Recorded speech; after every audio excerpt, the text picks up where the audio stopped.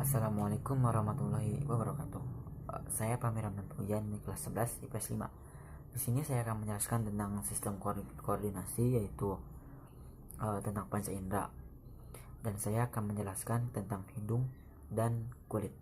Dan terlebih dahulu sekarang saya akan menjelaskan tentang hidung. Jadi pada sistem hidung ini kan pasti akan mengalami atau mencium berbagai aroma. Nah, aroma itu berasal dari makanan atau yang lainnya. Jadi begini, pada sebuah makanan atau yang lainnya yang memiliki aroma, ternyata di situ terdapat molekul volatil organik.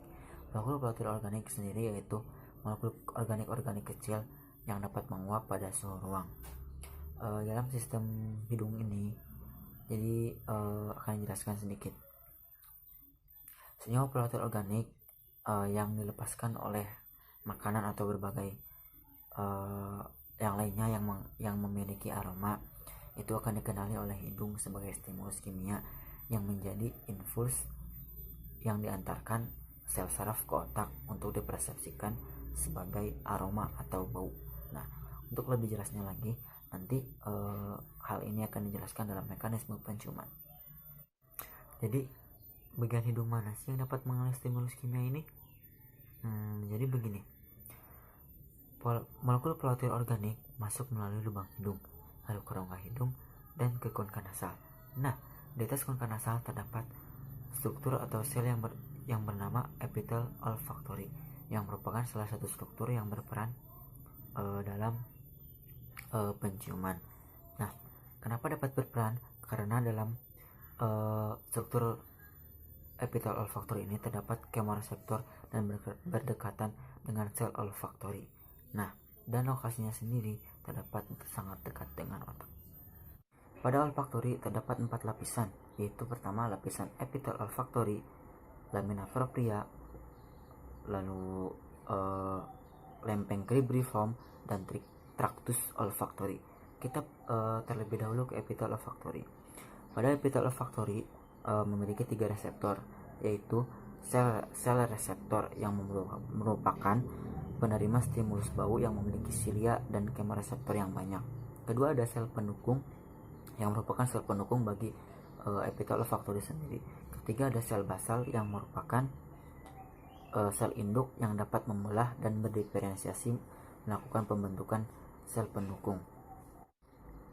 Bagian kedua ada lamina propria. Nah, pada lamina propria ini terdapat kelenjar mukus yang dapat menghasilkan lendir, membentang dari lamina propria hingga ke epitel olfaktori agar mukus atau lendir dapat dikeluarkan. Fungsi mukus sendiri yaitu menjebak atau melarutkan volatil organik agar menempel pada reseptor di silia. Jika mukus atau lendir terlalu banyak, maka itu akan menjauhkan volatil dari silia. Nah, kenapa kita pada saat flu atau pilek, batuk dan lainnya tidak dapat menghirup atau mencium aroma? Karena terlalu banyak lendir atau mukus. Ya, ada lempeng cribriform. Lempeng cribriform merupakan lempeng penghubung antara epitel olfaktori dan tractus olfaktori pada otak. Nah, lempeng cribriform sendiri memanjang dari epitel ke tractus. Bagian keempat ada tractus olfaktori. Nah, pada tractus olfaktori sendiri terdapat bagian yang menggelembung yang merupakan bulbas olfaktori yang di dalamnya terdapat glomerulus. Glomerulus sendiri yaitu merupakan area sinapsis antara akson terminal sel reseptor dengan saraf olfaktori. Nah, membentang atau memanjang hingga ke frontal otak, yaitu area sensoris penciuman, dan juga ke amigdala dan hipokampus yang dapat mempengaruhi dalam pembelajaran, ingatan, dan juga emosi kita sendiri. Lalu bagaimana sih mekanisme dalam penciuman?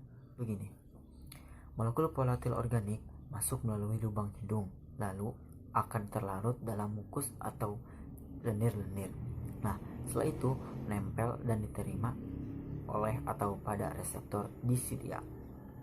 Setelah itu akan mengalami atau menuju depolarisasi atau pembentukan invuls, lalu akan masuk ke saraf olfaktori.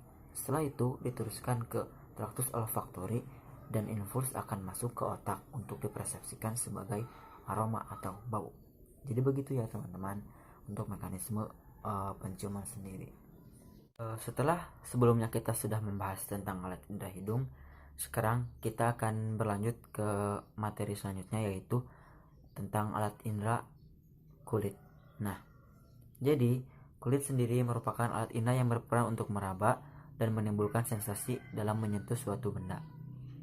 Lalu, selain berperan dalam sistem ekskresi, kulit sendiri berperan dalam sistem alat indera, yaitu sebagai sistem peraba. Kenapa sih kulit dapat berperan atau bisa berperan dalam sistem indera sebagai alat peraba ini?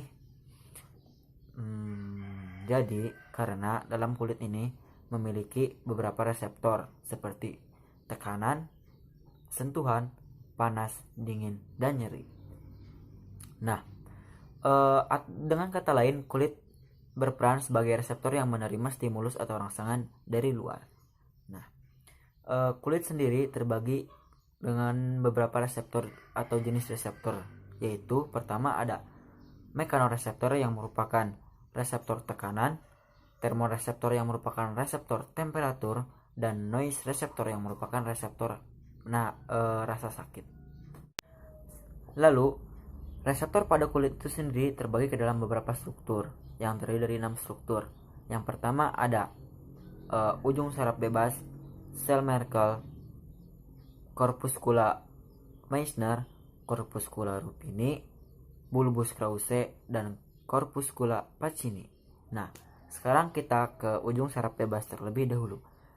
Pada ujung saraf bebas memiliki ciri-ciri, yaitu tidak diselubungi kapsul, ujung saraf yang umum ditemukan, lokasinya sangat meluas, lalu sangat sensitif terhadap rangsangan yang menyakitkan, panas, dan dingin.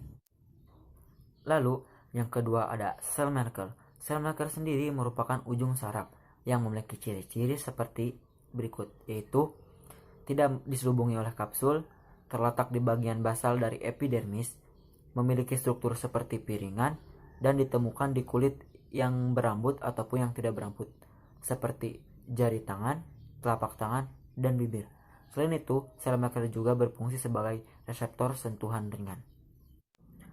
Ketiga, ada corpuscula Meissner.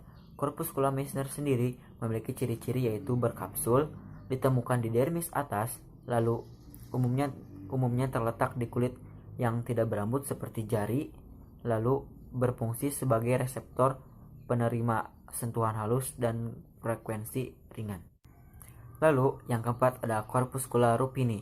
Corpuscula rupini ini memiliki ciri-ciri, yaitu terletak di permukaan atau kulit yang tidak berambut seperti jari, lalu berperan sebagai reseptor stimulus penerima tekanan yang terus-menerus dan panas. Yang kelima ada bulbus Krause dengan ciri-ciri, yaitu terletak di dermis atas dan sebagai reseptor dingin. Yang terakhir ada corpuscula Pacini. Corpuscula Pacini ini ditemukan di dalam dermis dan di permukaan atau di kulit yang berambut maupun tidak berambut. Nah, corpuscula Pacini merupakan sebagai reseptor tekanan tinggi ataupun tekanan yang kuat dan getaran yang tinggi. Jadi segitu ya teman-teman yang dapat saya sampaikan atau saya jelaskan. Untuk lebih lanjutnya pada materi indera mata, mulut, dan telinga akan dijelaskan oleh teman-teman saya. Sampai berjumpa lagi. Dadah. Bismillahirrahmanirrahim. Assalamualaikum warahmatullahi wabarakatuh. Di sini saya akan menjelaskan tentang sistem indera, yaitu mata. Mata adalah organ sensorik utama yang memberi reaksi pada cahaya dan mengirimkan ke otak. Bagian-bagian mata terdiri dari dua, yaitu aksesori mata dan struktur mata.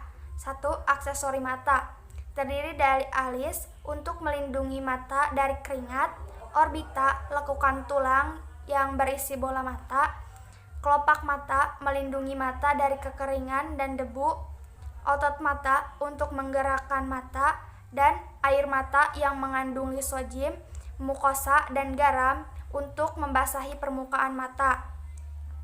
2. Struktur mata dibagi menjadi 5, yaitu tunika fibrosa, yaitu lapisan terluar yang keras, sklera, yaitu dinding yang tersusun dari jaringan ikat fibrosa, kornea, yaitu untuk memfokuskan cahaya. 2. Lapisan tengah bola mata terdiri dari koroid, yaitu bagian terpigmentasi, badan siliari, yaitu mengandung pembuluh darah, iris, yaitu bagian yang berwarna, dan pupil, yaitu ruangan terbuka yang bulat pada iris. 3. Lensa, yaitu struktur bikonveks yang bening. 4. Rongga mata dibagi menjadi 2, yaitu ruang anterior berisi aqueous humor dan ruang posterior berisi vitreous humor. 5. Retina atau selaput jala, yaitu lapisan terdalam mata, transparan dan tipis. Retina tersusun dari beberapa bagian, yaitu bagian luar menyimpan vitamin A, bagian dalam merupakan lapisan jaringan saraf, lutea makula area berwarna kekuning-kuningan, fovea centralis atau bintik kuning, saraf mata terbentuk dari akson sel-sel ganglion, dan bintik buta atau diskus optik. Adapun gangguan atau kelainan mata, yaitu miopia, rabun jauh, hipermetropia, yaitu rabun dekat, presbiopia, yaitu tidak bisa melihat benda jauh dan dekat, kebutaan, tidak dapat melihat benda sama sekali, rabun senja, tidak bisa melihat dengan jelas ketika sore, kerabunan, yaitu hanya bisa melihat dengan samar-samar, buta warna, yaitu tidak bisa membedakan warna. Sekian penjelasan dari saya, kurang lebihnya mohon maaf. Wabillahi taufiq wal hidayah. Wassalamualaikum warahmatullahi wabarakatuh. Assalamualaikum warahmatullahi wabarakatuh. Perkenalkan, nama saya Putri Badriati Laila. Saya dari kelas 11 IPS 5. Di sini saya akan menjelaskan sistem indera pengecap, yaitu lidah. Lidah sebagai indera pengecap memiliki kemoreseptor berupa kuncup pengecap. Kuncup pengecap terdapat pada papila lidah, langit-langit, epiglotis, dan faring. Papila lidah dapat dibedakan menjadi 4 macam berdasarkan bentuknya.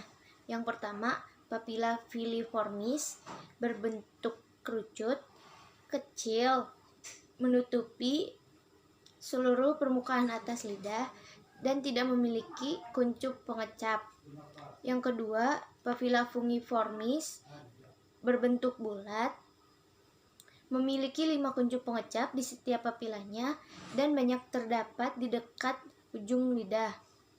Yang ketiga, papila circumvallata berbentuk menonjol dan tersusun seperti huruf V, banyak terdapat di bagian belakang lidah dan memiliki 100 kuncup pengecap. Yang keempat, papila foliata berbentuk seperti daun dan biasanya terletak di bagian tepi pangkal lidah. Dan pada papila foliata ini memiliki 1300 kuncup pengecap di setiap lipatannya. Kuncup pengecap terdiri atas sel-sel penunjang dan sel pengecap yang berambut. Area kepekaan rasa pada lidah terbagi menjadi 4. Yang pertama, pengecapan rasa manis terdapat di ujung lidah. Yang kedua, pengecapan rasa asin terdapat di hampir semua area lidah, tetapi reseptor lebih banyak di bagian samping lidah. Yang ketiga, pengecapan rasa asam terdapat di samping lidah bagian belakang. Dan yang keempat, pengecapan rasa pahit biasanya terdapat di ujung pangkal lidah.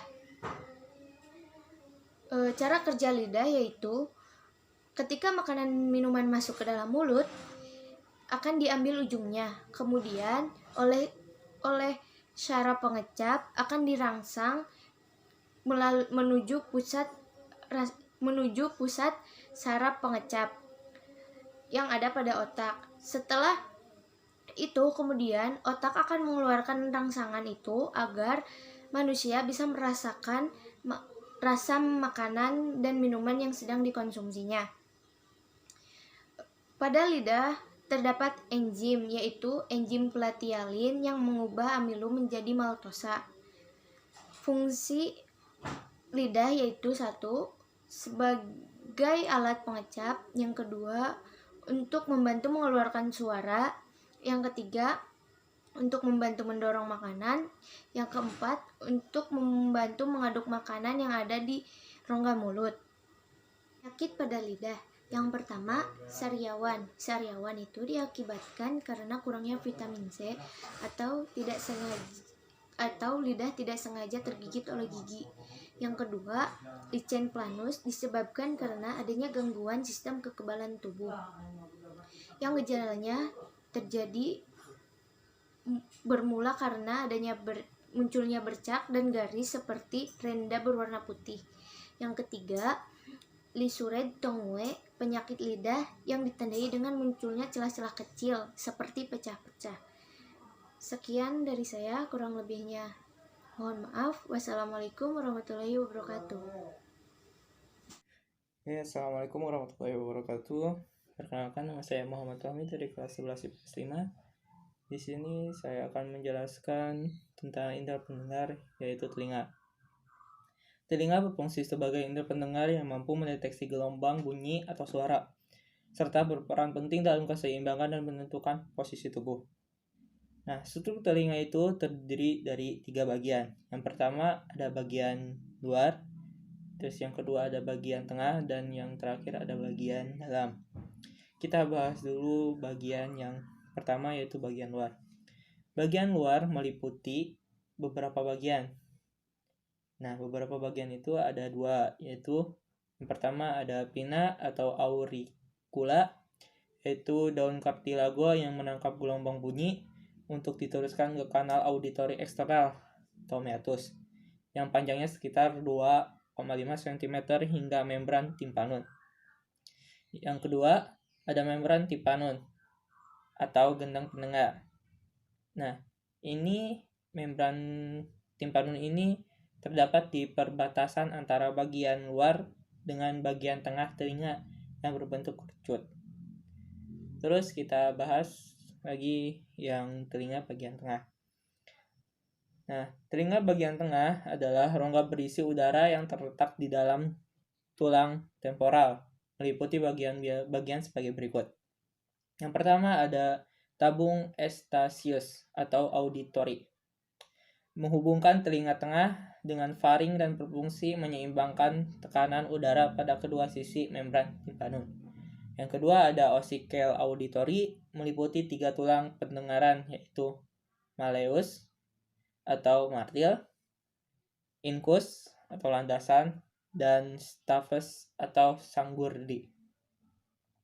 Tulang pendengar berfungsi mengarahkan getaran dari membran timpanum ke pamesta vestibula, tingkap opal yang membatasi telinga bagian tengah dengan bagian dalam. Lanjut lagi kita ke bagian yang dalam. Bagian yang dalam ini bagian yang terakhir, terletak di dalam tulang temporal, terdiri atas 2 bagian, yaitu tulang dan lambirin membranosa. Labirin yang pertama ada lambirin osea atau labirin tulang. Lambirin tulang atau labirin osea ini adalah ruang beriku berisi cairan varilimpa seperti cairan cerebrospinalis. Labirin tulang terbagi menjadi 3 bagian, yaitu vestibula, mengandung reseptor keseimbangan tumbuh, kanalis, semisir, kurasir, 3 buah saluran setengah lingkaran, dan koklea, yaitu berbentuk seperti rumah siput yang mengandung reseptor pendengaran. Lanjut ke labirin membranosa. Nah, terletak di dalam labirin tulang berupa serangkaian tuba berongga dan berkantong yang berisi cairan endolimfa seperti cairan interseluler. Labirin membranosa terdiri atas dua kantong, yaitu utriculus dan sacculus, yang dihubungkan oleh ductus endolimfa. Di dalam saluran setengah lingkaran terdapat ductus semisirkular yang berisi cairan endolimfa. Pada ductus semisirkular, utriculus dan sacculus mengandung reseptor untuk keseimbangan. Nah, kita lanjut ke mekanisme mendengar. Manusia mampu mendengar bunyi yang berada pada frekuensi 20-20 ribu gelombang per detik. Nah, mekanisme mendengar pada manusia adalah sebagai berikut. Pertama-tama, yang jelas harus ada gelombang bunyi atau getaran.